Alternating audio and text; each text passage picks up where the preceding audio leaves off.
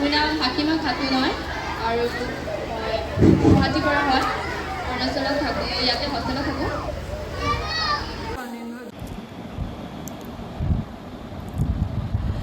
Lakhimpur Marcus একাডেমীত নৱাগত আদৰণি সভা সম্পূৰ্ণ। 2024-25 বৰ্ষৰ নৱ পুৰণি ছাত্ৰ ছাত্ৰীসকলৰ লগত অন্তৰংগ আলাপ আলোচনা আৰু ছাত্ৰ ছাত্ৰীসকলে বিভিন্ন ধৰণৰ গীত মাত নৃত্য আদিৰে এক সুন্দৰ পৰিৱেশৰ মাজত দিনজোৰা কাৰ্যসূচীৰে উক্ত অনুষ্ঠানখন সফল সামৰণি পৰে। উক্ত অনুষ্ঠান লখিমপুৰ মাৰ্কাছ একাডেমীৰ সহকাৰী শিক্ষয়িত্ৰী পূজা নাথ আৰু ইনামুল হাছান আৰু হাছিমুদ্দিনৰ তত্বাৱধানত সফল সামৰণি পৰে। অনুষ্ঠানখনত মুখ্য অতিথি হিচাপে উপস্থিত থাকে লালুক মহাবিদ্যালয়ৰ অধ্যাপক ডক্টৰ আব্দুল মান্নান, লখিমপুৰ মাৰ্কাছ একাডেমীৰ স্বত্বাধিকাৰ ডক্টৰ সুফিয়া খাতুন, এডি হেমচন্দ্ৰ মিৰি অধ্যক্ষ বিকুমণি কোঁৱৰ, যুৱনগৰ হাইস্কুলৰ সহকাৰী শিক্ষক ইয়াছিন আলী ভূঞা, বিদ্যালয়ৰ শিক্ষক শিক্ষয়িত্ৰী ছাত্ৰ ছাত্ৰী আৰু অভিভাৱকসকল উপস্থিত থাকে। উদীয়মান কণ্ঠশিল্পী ৰেকিবুল হাছান ভূঞা আৰু ইয়াছিন আলীয়ে গীতৰ শৰাই আগবঢ়াই তাৰেই কিছু সুন্দৰ মুহূৰ্ত এই মুহূৰ্তত দেখুৱাব বিচাৰিছোঁ।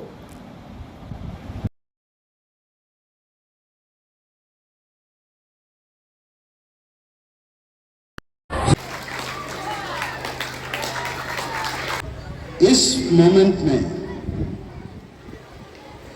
मैं वो महान हस्तियों को याद करता हूं जिन लोगों ने मार्कस एकेडमी के एस्टेब्लिशमेंट में अपना योगदान आगे बढ़ाया है। मरहूम डिस्ट्रिक्ट आमिर जैनल मौलवी जैनल अब्दीन साहब, he founded the stone, laid the stone of Lakhimpur Markass Academy.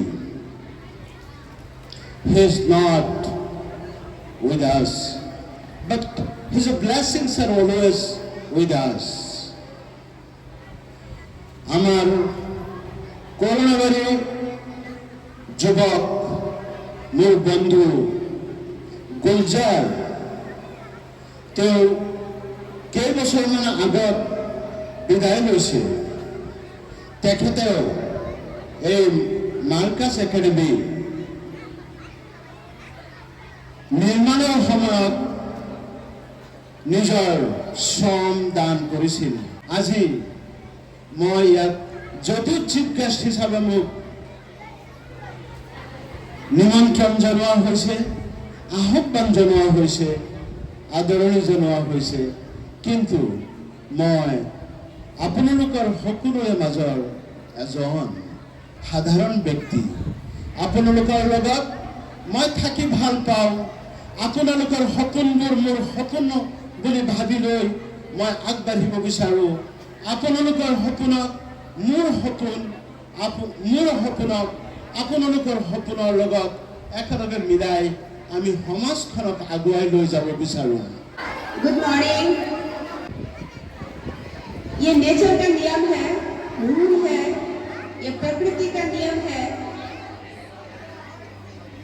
कोई भी चीज जब नया होता है उसको वेलकम करते हैं, उसका स्वागत किया जाता है। चाहे ये दुनिया हो,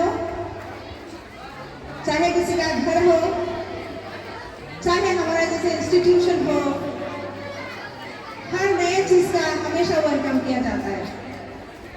और जो पुराना हो जाता है उसका हम लोग फेयरवेल करते हैं, उसको हम लोग विदा करते हैं।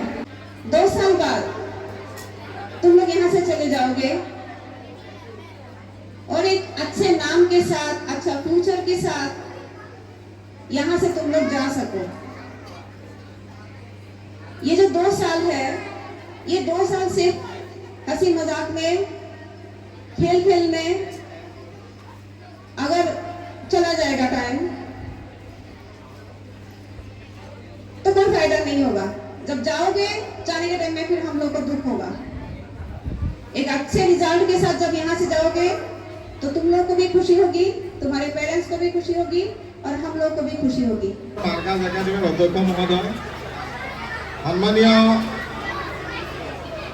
মার্কাজ একাডেমির ডাইরেক্টর, শিক্ষাগুৰুসকল, অতি মৰমৰ ছাত্ৰ ছাত্ৰীসকল, মাৰ্কাজ একাডেমি আজি 13 বছৰ ঘূৰি দিছে।